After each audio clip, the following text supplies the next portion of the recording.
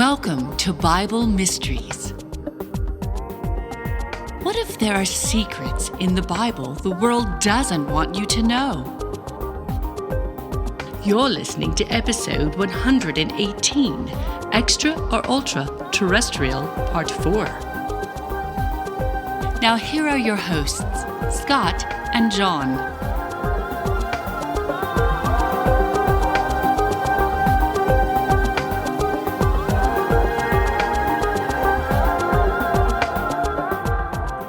Hey, Scott and John here with Bible Mysteries.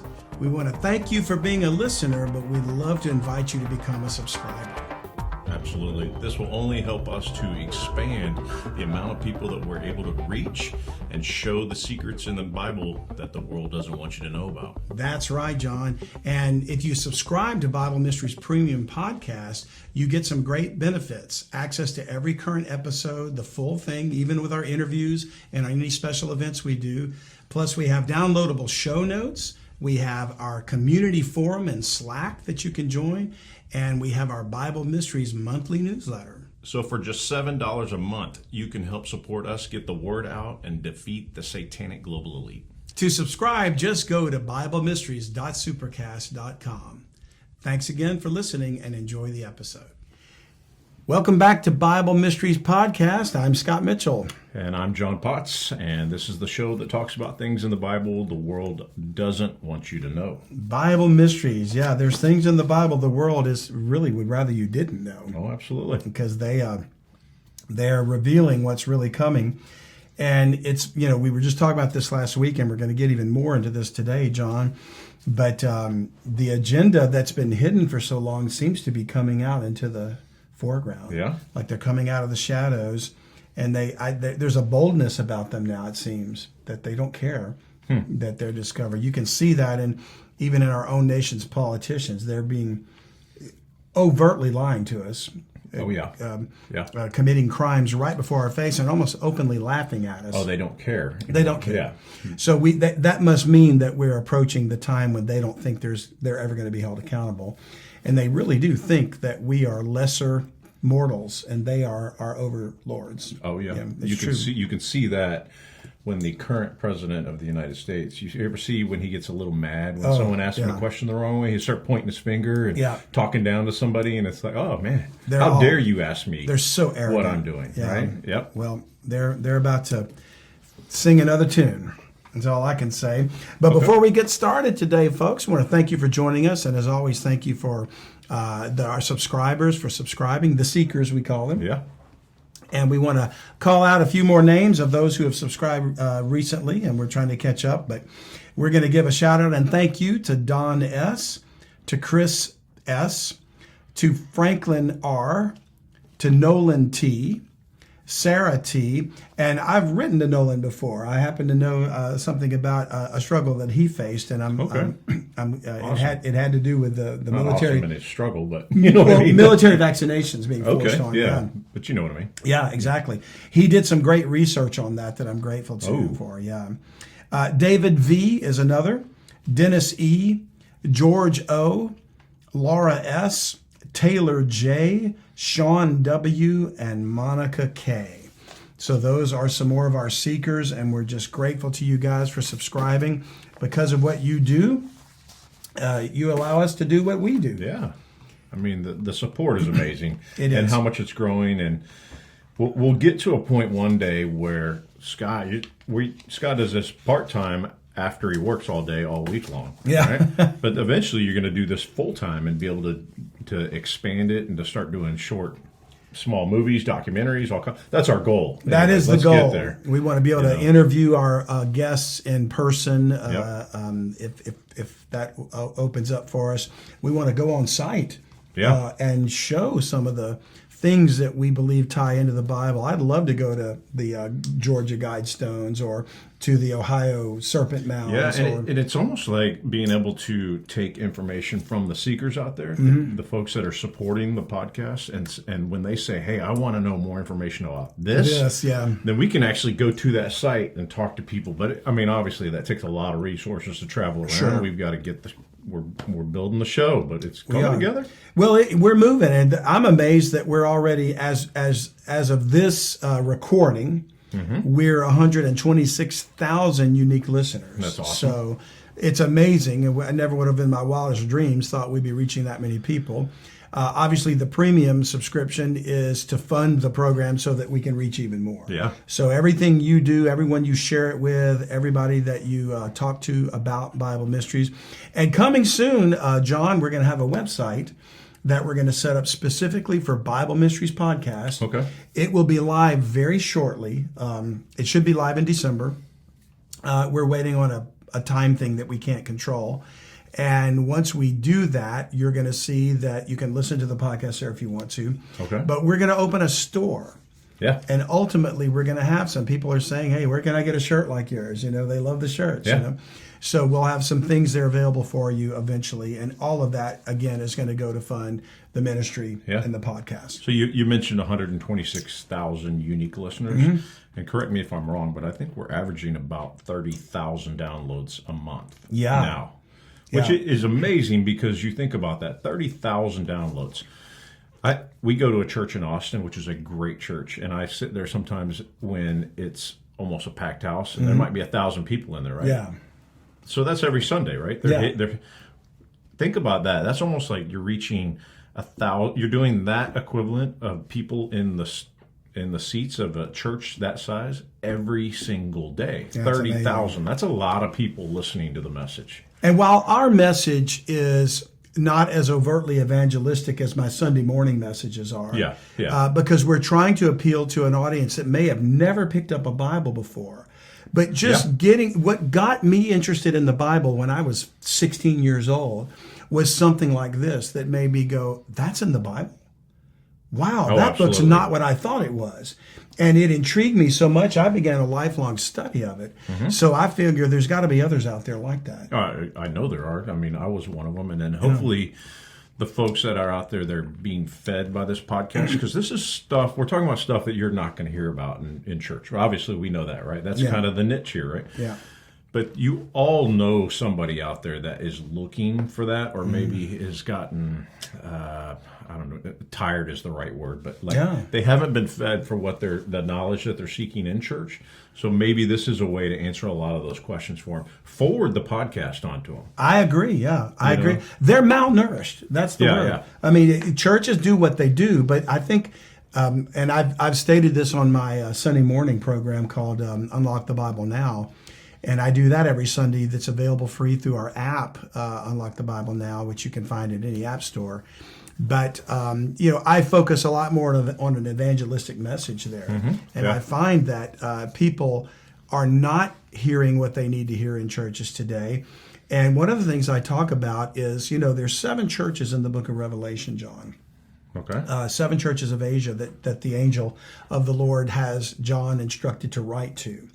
And each of those cities were actual real cities, Ephesus, Sardis, Philadelphia, whatever, Laodicea. The general consensus amongst many, many theologians is that not only were they real historical churches, but they represent ages of the church over time since Christ was resurrected. Okay. So in those ages, the last church is the Laodicean church. And in that church, he says, you're lukewarm. I wish you were cold or hot, but you're lukewarm. So I'm going to spew you out of my mouth. Yeah. And there's a lot of us that believe that that's a reference to this final age of the church of the body of Christ. I totally agree with that. That we're just namby-pamby. We're not strong on the gospel. We're not convicted. We're not zealous anymore. And that kind of got to me. It convicted me. And I felt like I was in that camp and I didn't want to be. And churches today seem to be more focused on a good rock and roll program or music program rather than actually reaching souls. And so that's why we're taking this direction with Bible Mysteries. And it is good. I mean, look, when we go to church, it's worship, it's music, it's a great message. Sure. And I would not dog that at all. Yeah. But there's a lot of things in the world going on right now that people are scared about, right? Yeah. They're seeing stuff. Christians and non-Christians are seeing stuff going, what is going on? I mean, when the government comes out and releases documents about UFOs saying, these are real, right? But you got to think, how many people are sitting in church while the message is going in. It's a great message. But they're going, okay, but what are these UFOs that the government is talking about, right? This blows my mind, and this ties into what we're talking about today, right? Exactly. But people need and are looking for answers on stuff like that. They are, and they need to be addressed, and you can't just keep dismissing this. One of our seekers wrote me and shared an experience of very strange spiritual occurrences that were happening in her life. And when she went to her pastors with this, they dismissed it as you're just crazy or whatever. They wouldn't address the possibility that there was maybe a demonic entity troubling her. Yeah. Or something. I mean, just looking into it and showing some empathy about that. So, we can't keep dismissing that. The spiritual realm that Paul told us about in Ephesians 6, which we're going to go to in just a moment, is important, or he wouldn't have said it. Yeah. Right? So let's dive back into this series about extra or ultra-terrestrial, and this is part 4. We're having some great discussion about this, John. And it's all around this paper that this Dr. Puthoff wrote concerning ultraterrestrial models. And we were going through his background that we should consider alternative hypotheses of what could be behind these UFOs. Okay. We looked at the hidden community of ETs and gods. Yep. We saw that the Bible shows that in the angels, the fallen angels. We looked at a pre-diluvial high-tech society along the lines of an Atlantis. And we saw in the book of Genesis and elsewhere that, there was technology, an explosion of technology. Yeah. And there's nothing new under the sun. So the Bible's even telling us that we think we're getting more advanced, but we're just catching up. Yeah, yeah. And so amongst these additional options or hypotheses that Dr. Puthoff is suggesting, we come to the third one on his list, which is an ancient occult group. And so the ancient occult group, I'm going to suggest, is referenced in Scripture and ties back into the spiritual influence that these fallen angels might have over man. Okay. And we're going to go to Ephesians chapter 6, starting there, a passage many of our regular listeners will be familiar with, but we never want to presume By the way, everybody knows about this. Before you start on this, I want to give a real quick plug to Timothy Alvarino, who's been a guest on this podcast. He did a recent show with another podcast called Blurry Creatures. We'd like to mention them because they do a great job. They do. They're phenomenal. And he laid out a whole scenario about the Golden Age and the pre-Diluvian high-tech society, which is really fascinating. Wow. So it's something, if anybody out there is really interested in that, it's a really good listen. I haven't watched that yet. I got the link for it from his newsletter, and I'm still playing catch up. Oh, you did? Okay. Yeah. I mean, he does a fantastic job, and he's really just a brilliant guy. He is. So I'm looking forward to having him back on the show soon. Yeah. So. And maybe after the first of the year. Well, if we keep plugging him, maybe he'll come back. Right? We got some good guests lined up. I'll tell you, we've got a woman that does another podcast that we're going to have on. I'm not going to mention any names just yet. Oh, yeah. We've got, we're trying to reach out to a retired astronaut. Yeah. And there's other authors we've been reaching out to as well. So, and we hope to maybe have LA back on again. LA's fantastic. And of course, our summit is coming up with Ryan Peterson. By the time you guys hear this episode, we're just going to be a couple of weeks away from Ryan's coming down here to do our debriefing 2023. So we're very excited about that. But Tim is a phenomenal, I love his writing style, but he speaks like he writes. So you get that he's the guy that wrote the book when you talk to him. And he's just fascinating. So I look forward to seeing him again. Ephesians chapter 6, verse 12, Paul wrote, "For we wrestle not against flesh and blood." That's not our enemy. "But against principalities, against powers, against the rulers of the darkness of this world, against spiritual wickedness in high places." Now, granted, just as God uses the body of Christ, human beings, to promote the gospel, to get his work done, Satan, too, even though there's spiritual wickedness, uses human proxies to do his work. We don't wrestle with flesh and blood. The rulers of the darkness of this world and the spiritual wickedness in high places have had control, I believe, of a secret society of masons or architects since ancient times. And remember, we talked about the Cain built the first city and named it after Enoch. Yeah. I think that was the start of the secret societies. I really do. Okay. I believe that that whole idea of the ancient architecture and the monolithic structures all found its way into the secret societies of today. But they were secret societies. They were occult societies at the time. Yeah, you would have to think in order to build a city, you have to divide and conquer to accomplish anything, right? So you have to. It's almost like, hey, you group of folks over here, you guys start building buildings, right? And then you folks need to work on roads or organization. You folks need to get us water in here, right? Yeah. So there's all kinds of different and that splinters off into these specialized groups, right? I'm just throwing it out. Well, there. you're right. Yeah. All of those special sciences of mathematics and geometry, everything, and then on top of that, what do they build these structures for? To worship the gods. Yeah. So then you had a priesthood and a religion, and so you had the initiates that held the knowledge and kept it from the masses. Because they needed to control them. They didn't want them to rebel. Yeah. Right? Yeah. So all the way around, you're seeing these occult societies have been with us for a long time. If we go back to the book of Ezekiel, notice something here that's really fascinating. Jeremiah, then Ezekiel chapter 8. And we're going to start reading in verse 1.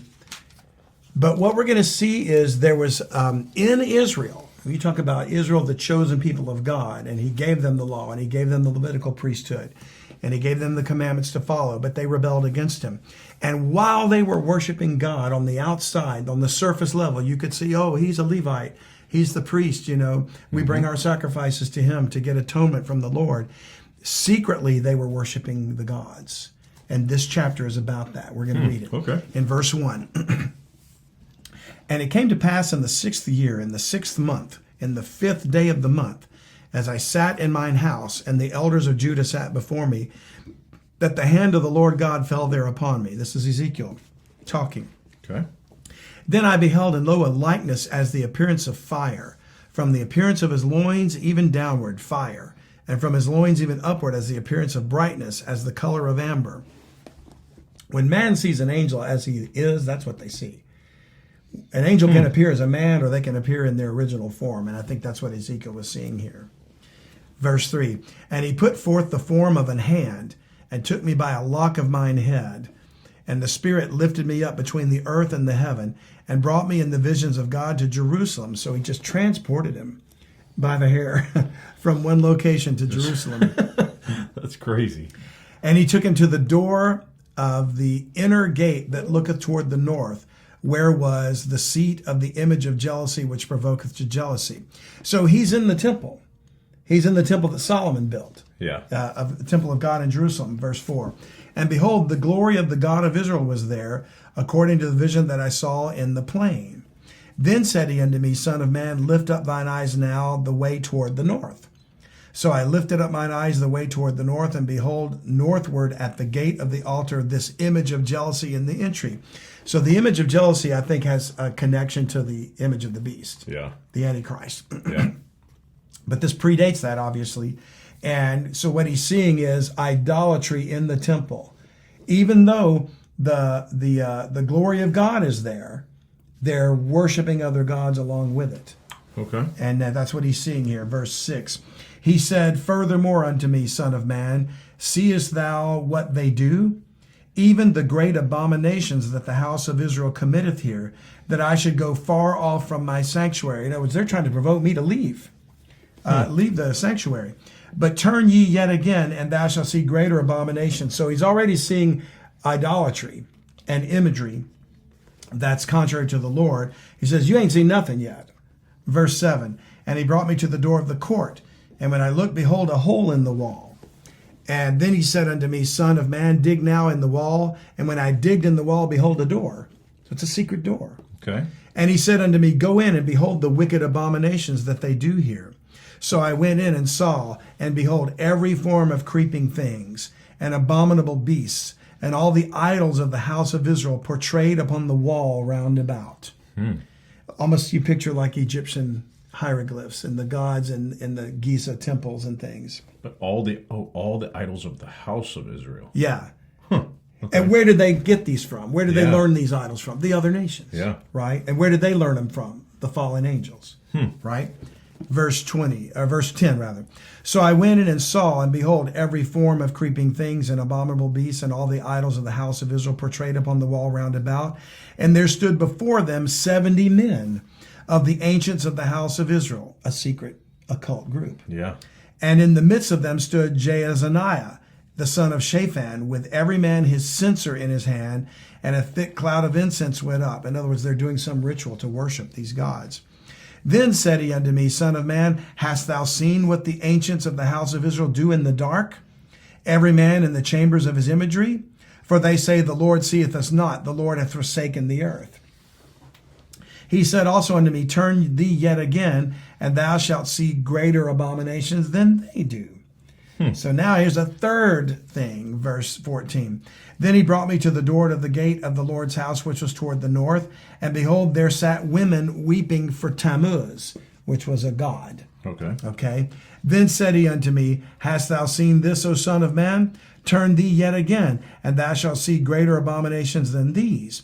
And he brought me into the inner court of the Lord's house.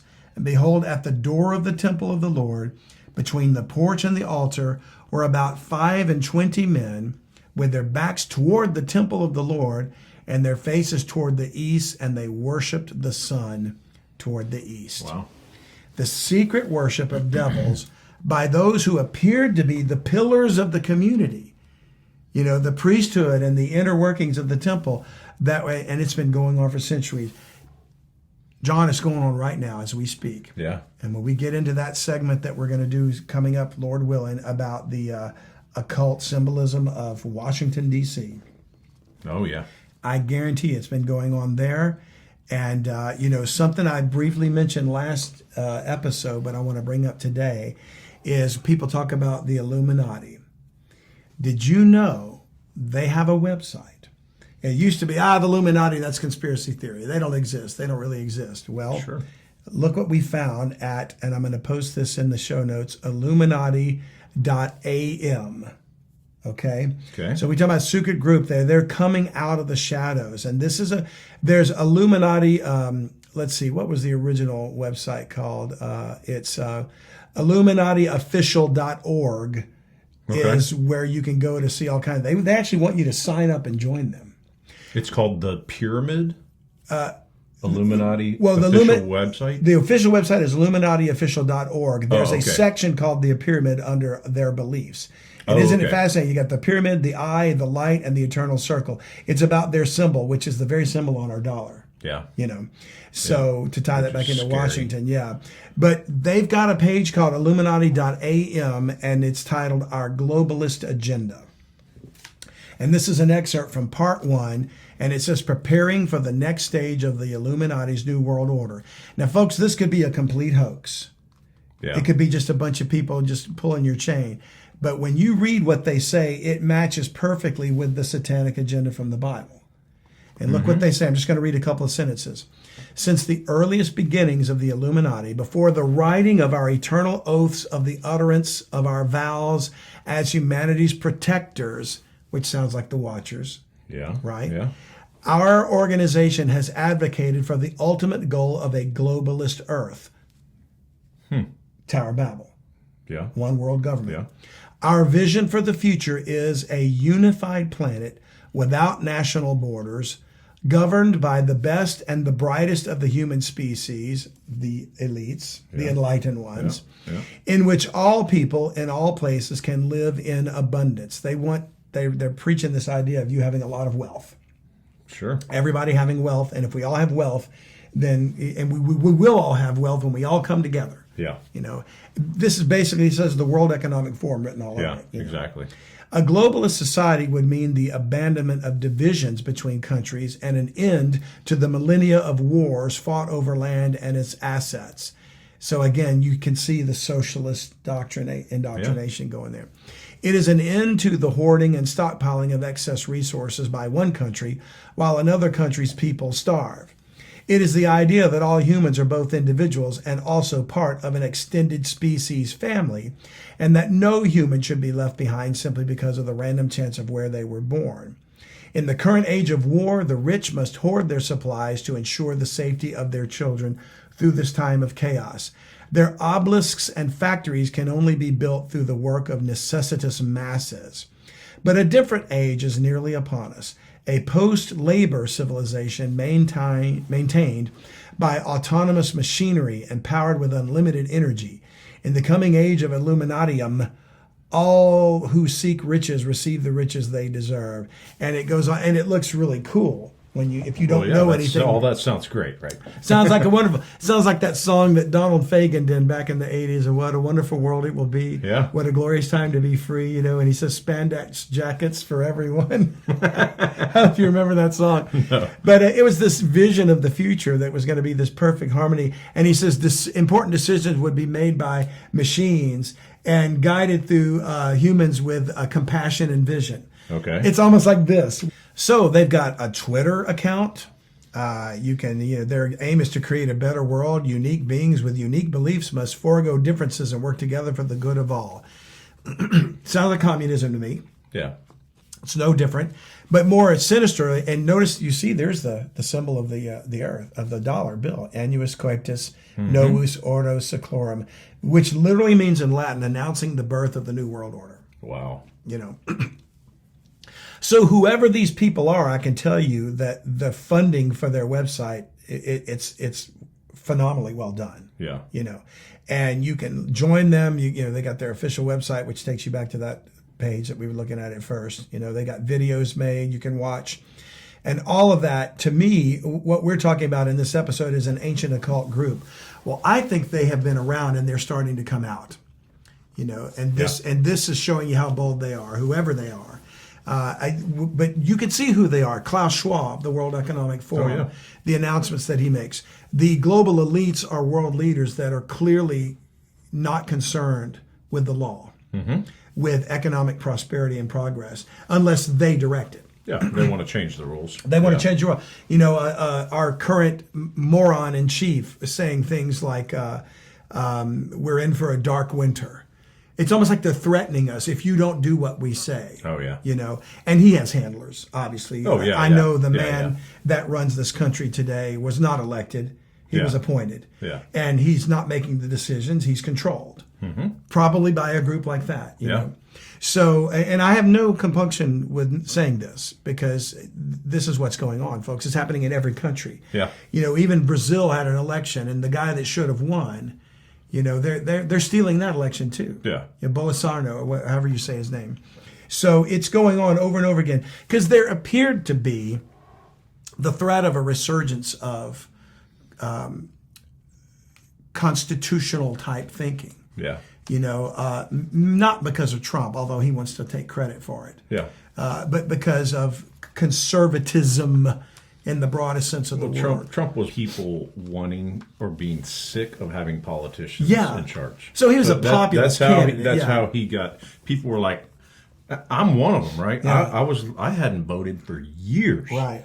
And people always ask me, "Why don't you vote, man? This is like your privilege." And I'm like, "Because there's nobody to vote for. Yeah. I'm not voting for either one of them." Yeah. And then I finally did, but my only reason for making that vote was I was like, finally, someone that's not a career politician. He was different. So that's all it was. Yeah. I agree. I did the same thing. And I see he made the same stupid mistakes that every other politician did. Oh, yeah. Surrounding himself with evil men. Yeah. Because you can't vote bureaucrats out. And more importantly, you can't vote out the spiritual wickedness of of Ephesians 6:12. There's no vote that's going to change that. But you saw what the events that happened after that election, right? Yep. Never before have I ever seen, and maybe I just wasn't paying attention, but the constant attacks on that individual. Right. We're not so much attacks on him. He was just the figurehead. Yeah. It was attacks on all of the people that voted him into office, right? So you say there's this surge of conservative values coming back. The Illuminati, the occult are like, holy cow, we got to get this under control. Because it was happening in other countries too. Yeah. And then, by the way, then all of a sudden a pandemic popped up. Yeah. Right? Fancy that. So suddenly, out of nowhere. So it's crazy. The world was shut down because of a cold. A cold virus, right? We're probably going to be banned on YouTube now. Oh, you know it. Yeah. So getting back to Dr. Puthoff's paper. Okay. The fourth hypothesis is a post-World War II covert cabal. And that's the same thing as me saying the satanic global elite, secret cabal or collection of people trying to run things. Well, it says post-World War II, which is interesting because... Yeah, I would think it would be more the pre-World War II. Yeah. Because there was the whole setup of the nation of Germany, right? Right. Germany was like in poverty, and all of a sudden, 10 years later, it's like the world power. So something helped it into power. Exactly. That's just one example. Exactly. But. Hi, if you're enjoying this podcast, please consider being a full-time subscriber. We are going to use these funds to expand the message and get the word out about what's in the Bible that the world doesn't want you to know about. That's right, John. We appreciate you listening, but we'd love it if you'd subscribe. That way we can reach more people with the time we have left. So enjoy the rest of the podcast, but think about subscribing if the Lord puts it on your heart. To subscribe, just go to BibleMysteries.supercast.com. Thanks. Yes, so the post-World War II makes me think, of course, of Nazi Germany. Yeah. And what I've done in earlier episodes, even before you came on the show, was we talked about Operation Paperclip. Yeah. And how the brain drain of the Nazi scientists was brought over, actually imported into the United States. And even though there were Nuremberg trials for the Nazi war crimes, a lot of these people were given a free pass because they wanted their technology. When we first got into Germany after the end of World War II, we found such advances in technology that they had that we couldn't understand their papers. Never mind it was written in German, but German-speaking people could read them, and they were like, this is so advanced, we don't know what they were doing. Mm-hmm. So they had to get the actual scientists that wrote the papers to come explain what were these advances. And I did a whole episode on that. Well, I would suggest to you that it's very possible and probably likely that Hitler and those scientists were in league with the satanic angels. Absolutely, yeah. That it was another exchange of technology, perhaps for access to the human beings in exchange. Yeah. That they would abduct them, do genetic experiments on them to create their own hybrids or whatever. And then when we brought that brain drain over, it's interesting that shortly thereafter, we have a craft crash land in Roswell, New Mexico, which were in 1947, right? Yeah. Which were then reverse engineering. And somewhere in the early 1950s, allegedly, a meeting was had between President Eisenhower and some aliens, so-called. Okay. They said, because there were these huge masses of aliens that were showing up over Washington, D.C. The jets were scrambled. This was back in the first part of the 1950s. Okay. And we couldn't even get close to them. They were so fast, So the fear was, what are these things? And evidently what may have taken place was that he was flown out to California and supposedly went to see a dentist. But he actually met with some so-called extraterrestrials. It's a long way to go see a dentist. Yeah. Well, I think he was originally from like San Clemente or something. So it was like but you're the president. The dentist can't come to you? Right. They don't even make up good cover stories. They still don't, It's like, let's go, Brandon. Are you serious? That's the best you can come up with to cover what the people were actually saying? Oh, yeah.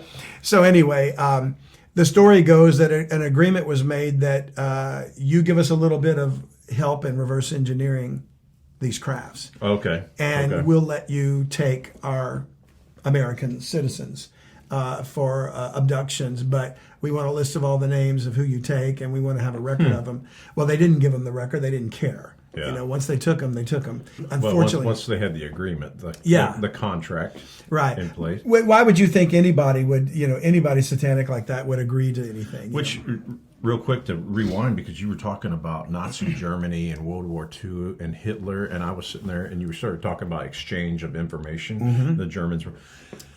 And I don't know if this is true or not, but I started thinking, man, think about all those people that they took and put on trains and put in concentration camps. How many of them were used for some kind of experimentation And that was part of the agreement of, hey, we're going to get these people for you. You can do what you want with them, and then we get the knowledge to Joseph Mengele. I mean, to me, those experiments against the victims of the Nazis, the Jews and everybody else, those were genetic experiments too going on. You know, some of them just gassed and killed them. Sure. But others, especially twins, you know, they did these weird experiments with twins, and it was just horrifying. Well, I think it's just an extension of what's going on now. Yeah. You know, with the abductions and things like that, it's just done in a more covert way, I guess you could say. You know, but I mean, it was covert to the Germans. The German people didn't know this was going on. Yeah. You know, or they wouldn't have been Nazis. But you have abductions, but then you also have abortions, and then all the fetal tissue is used for something we don't know. I could be way off track there, but anyways. Well, it all ties back. You know, you say, well, the Bible never talks about the Nazis, because I'm saying it's very likely that the satanic and paranormal discoveries of the Nazis were brought over to the United States. And other allies in Operation Overcast, Operation Paperclip.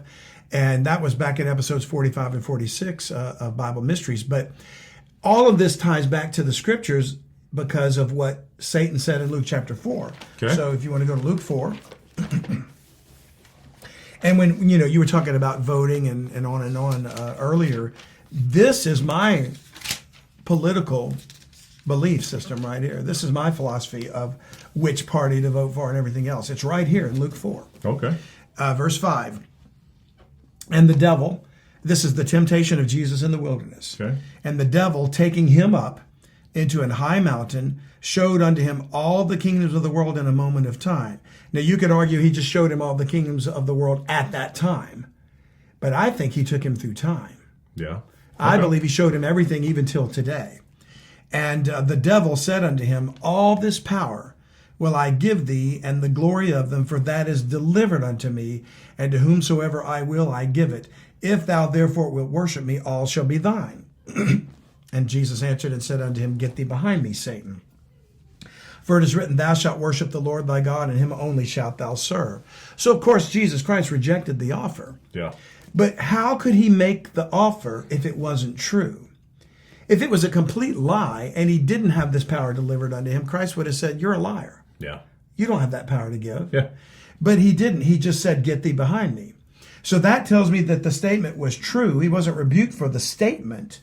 He was rebuked for making the offer, you know, and rejected. But he said, all this power is mine, delivered unto me. How is it delivered? It wasn't delivered by God.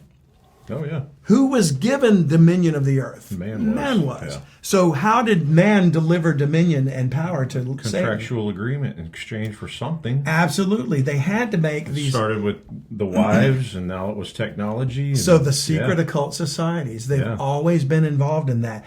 Give us the wisdom. That's why we're the Illuminati, the illuminated ones. What are they illuminated with? Dark wisdom. Yeah. And they even call him Lucifer, the bringer of light. Yeah. That's what that means. So it's all about knowledge, and they think they are the divinely appointed leaders of the earth, the Illuminati. Yeah. That's what even their website is saying, you know. Which brings me back to the book of Ezekiel, and we might have time to wrap this section up. If we go back to Ezekiel 22. Well, you got there ahead of me. Good. Oh, no, you didn't. What's that? Ezekiel 22. I thought you weren't turning because you got there ahead of me. Oh, no. I was in a trance. I was thinking about something. I was like... I'm about to lose my voice. We're going to get through maybe just a little bit more here before I need to go take something. You were saying, they think that they're the divinely appointed leaders of the world. Yeah. And immediately I thought to myself, they kind of are. I mean, on a temporary basis, they are, right? Yeah. They're right. Their divine appointment is satanic. Yeah, exactly. Yeah. But we know that that's going to change for them soon, hopefully sooner than later, right? But yeah, I was like going, man, they're right now. Now. They have control. Yeah. And you know, if Satan had that control in the time of the Roman Empire, and what did the Roman Empire decree as to worship? It was the emperors and Satan. Yeah. Jupiter. Yeah. Right? Yeah. So we're quickly going to turn to the point where we worship these 10 leaders, these 10 kings, and the Antichrist, Satan. Yeah. So that's what's coming. And we say these things like the Illuminati, the Masons, the satanic global elites. And many decry conspiracies today. It's conspiracy talk. But there have been conspiracies for ages. Yeah. And we're about to read a passage that even says there's one in the Bible. But they have had a conspiracy against the saints of God and the truth since the beginning. Cain slew Abel. Yeah. And from that point forward, the people of God have been persecuted. The end of World War II likely marks a major infiltration of the satanic occult elite to gain the power they needed to overthrow first America. They didn't defeat him militarily, so they're going to defeat him from the inside. That's what's happening now. Well, they bring all those scientists and infiltrate everything with those scientists and all that knowledge. All the psyops went to the CIA and MI6 in Britain. So Western civilization, all that's going to be overthrown. And Nazism just kind of went underground in a form of a modern socialism. Yeah. And people want to say Nazis far right. They're not. They're left. They're socialists. Yeah. Their name is National Socialist Party. I mean, that's what they are. So let's read in Ezekiel 22 about a conspiracy in the Bible. If people don't want to think there's conspiracies. Verse 23, and the word of the Lord came unto me, saying, Son of man, say unto her, to Israel, thou art the land that is not cleansed, nor rained upon in the day of indignation. There is a conspiracy of her prophets in the midst thereof, like a roaring lion ravening the prey. They've devoured souls. They've taken the treasure and precious things. They've made her many widows in the midst thereof. I mean, we see this happening right now. Yeah. This was Israel, but remember, nothing new under the sun. Yeah. That which has been was that which shall be. So this is going on as we speak. Who is devouring souls? Governments, religion, right? Okay. Who is taking the treasure of the precious things? Governments through taxation. Yeah. Who has made many widows in the midst thereof? Government through war. Yeah. I mean, this is so clear to me. Yeah. War has been going on because of the satanic global elites. Verse 26, her priests, this is again back to Jerusalem in the context. Her priests have violated my law and have profaned mine holy things. They put no difference between the holy and profane. Neither have they showed difference between the unclean and the clean, and have hid their eyes from my Sabbaths, and I am profaned among them. What's the modern analogy of this? Who's the priesthood today? The media. Yeah. Yeah. Celebrities, the news. They're the spokespeople for this new religion. And how they profane the holy things. Well, they decry everything that's godly. Mm-hmm. You know, if Christians are the enemies now, we're the domestic terrorists, you know, mm-hmm. We're white supremacists, we're racist, yeah. All of those things. They put no difference between the unclean and the clean, putting that which God didn't ordain on the same forefooting. You know, they have rights, you know, the transgender movement, all of that, forcing our children, pedophilia. Mm-hmm. That's all happening right now, just as it was back here.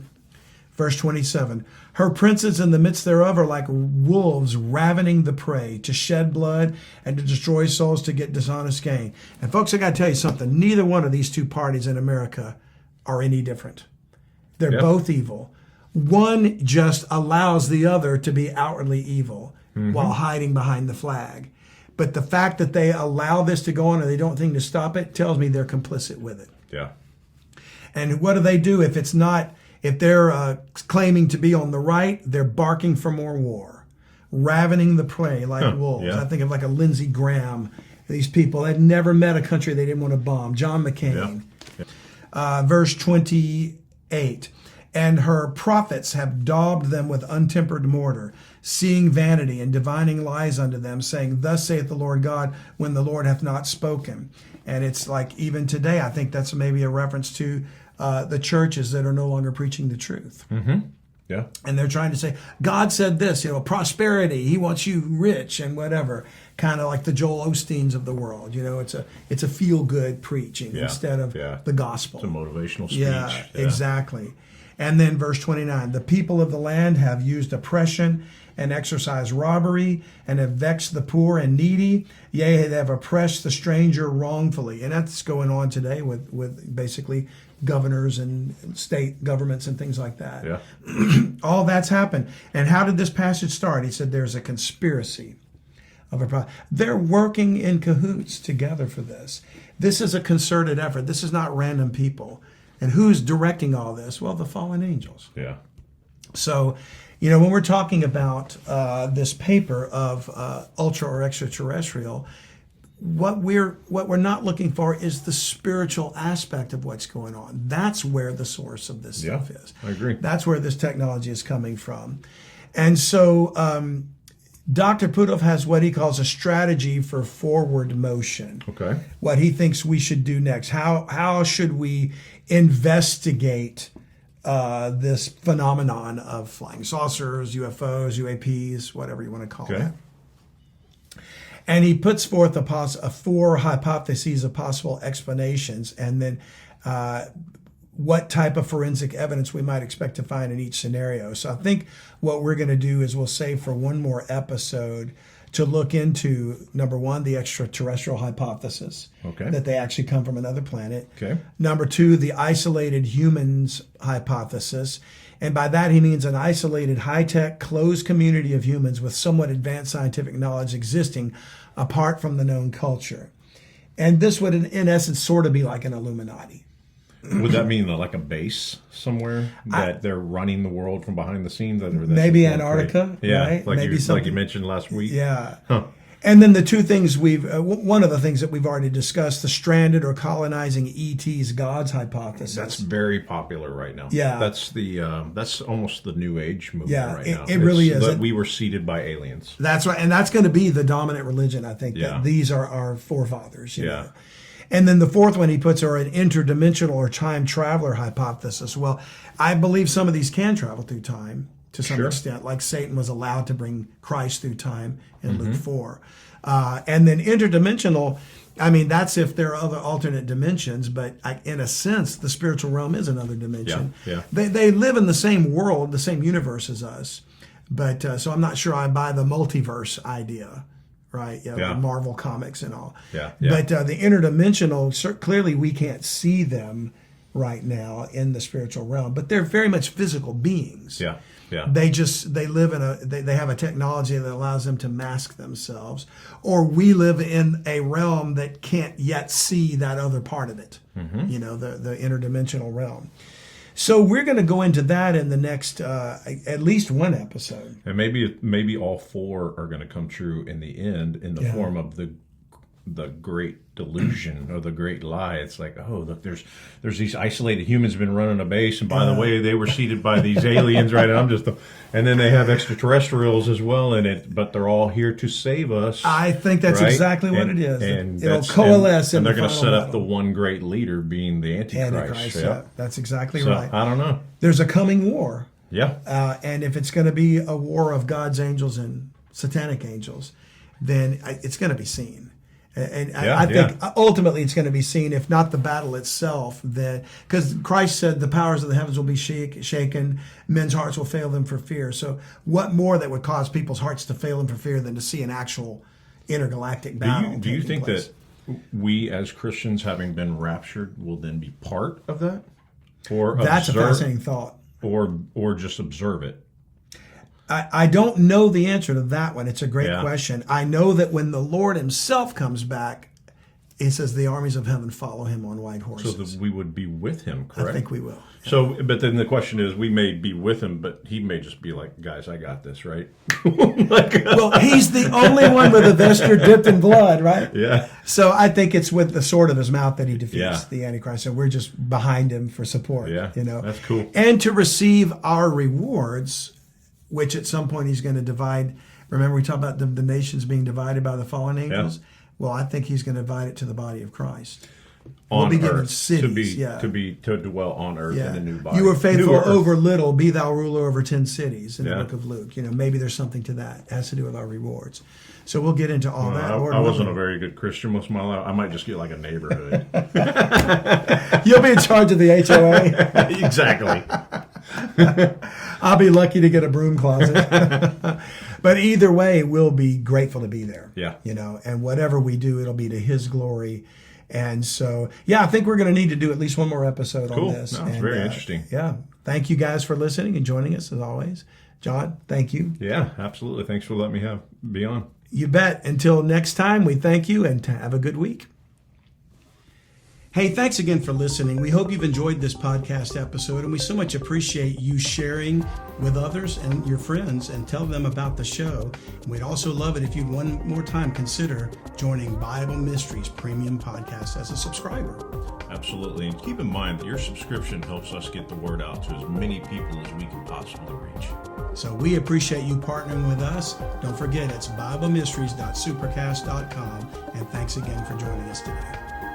Thank you for listening today. If you like what you heard, share it with a friend. If you want to learn more, you can go to Unlock the Bible Now. That's utbnow.com.